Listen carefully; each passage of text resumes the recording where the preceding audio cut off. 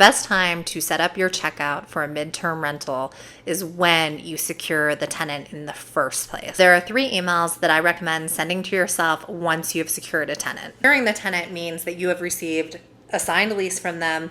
They have paid you the first month's rent and the deposit. Once you have those 3 things, you have a secured tenant.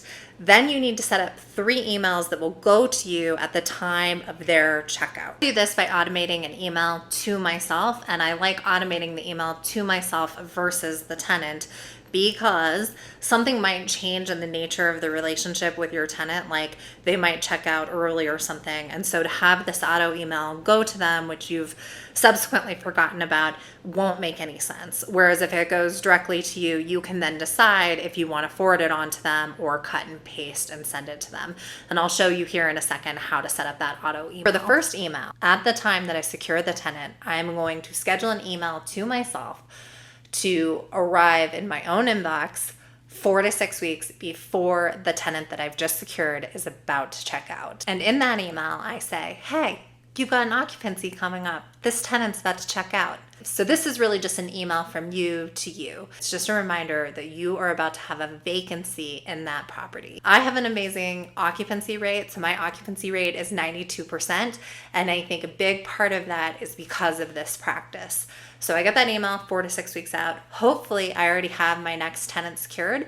But if I don't, then I know I need to mess with my marketing or my price to secure someone pretty quickly after that person leaves. You can always get someone in there. It's just a matter of the pricing that you will get someone in there for.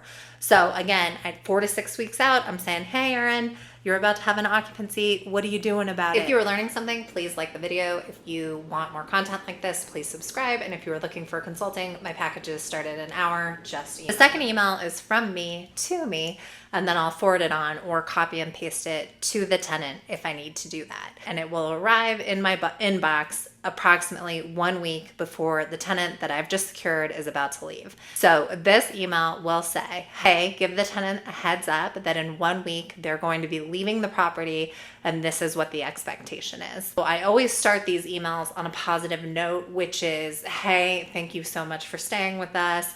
You were a great tenant. We would love to have you again. And also, is there anything that we could have done better? This is important because it makes them feel like they have ownership of the process. You thank them for paying your mortgage, more or less, because that is who your tenants are. And then finally, you need to know if there is something better you can do because it will help your reviews and it will help you have no headaches in the future. So that's how I start that email. And then the second part of that email is just a checkout process. Now, the checkout process is going to be unique to your property, where you're going to list out all the bullets of what you expect when they leave. Now, I know some people have questions about cleaning. I put a non-refundable cleaning deposit on my property that gets passed through to the cleaner. And because I do this, I don't really think it's fair to ask the tenant to do much. I might say, can you load the dishwasher and can you take out the trash? I think the trash is probably more important than anything else, but I don't have them really do anything else because I've already charged them for this. And also the idea is that they're coming in and they're kind of having a hassle-free experience at your place.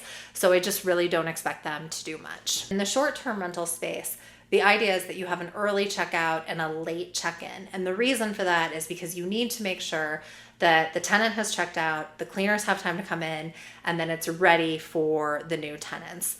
For the midterm space, I recommend flipping this. So giving the new tenants an early check-in and the old tenants a late checkout. The reason for this is because you're probably not in such a time bind that you can't accommodate the tenants on this. In fact, if I get a cleaner in ahead of time, like if I know they're supposed to show up on the 15th, but I can get it cleaned on the 12th, I tell them like, hey, you can check in early if you want, and I won't charge you for it. And they feel appreciative. They might not have to pay for a hotel or something. Even if they can't do it, they see you as a thoughtful landlord. Back to the docs, just telling them this is the expectation for the checkout, and I send that 1 week in advance. Zillow Rental and Furnished Finder, you're going to have to automate all of this yourself in your emails.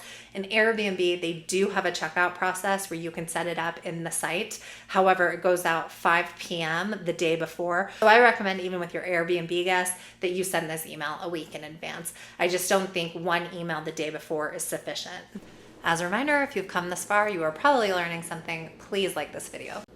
To set an automated email that will come to yourself in the future, I just go into Gmail, I write an email to myself, in this case, reminder that there's about to be a checkout, and then I'm going to focus on the 3 buttons that are in the upper right hand corner. So I'm going to select that, select schedule send, and then pick the date and time, and then back up to that upper right hand corner, save. And that's really it. I get to the final email, just a reminder that I have 3 different books about midterm rentals on Amazon. This one is Who Would Rent Your Place. This one is How to Actually Do Your Rental. And this one is a workbook where you can capture all your passwords, talk about what kind of credit listing your tenant has, needs checklists, it's upside down. It's on Amazon. And the final email is very similar to the second email. It just arrives to them the day or 2 days before. Again, as I said, Airbnb, if you set up the automation, if the tenant has Airbnb on their phone or device, and if they have notifications on, it will come through to them. If they don't have any of those things, or if you haven't done it, it will not come through to them. But even if it does, I don't think 5 p.m. the day before is sufficient. That it's always better to over communicate than to under communicate, and you just want to make sure that you're on the same page about what day they're leaving. So that is the point of doing the email a week in advance, and then just a reminder email the night before. Assuming this video was helpful for you, I recommend checking out this video, which talks about the site where I've sourced my last 7 out of 10 tenants, and 5 of those were nurses.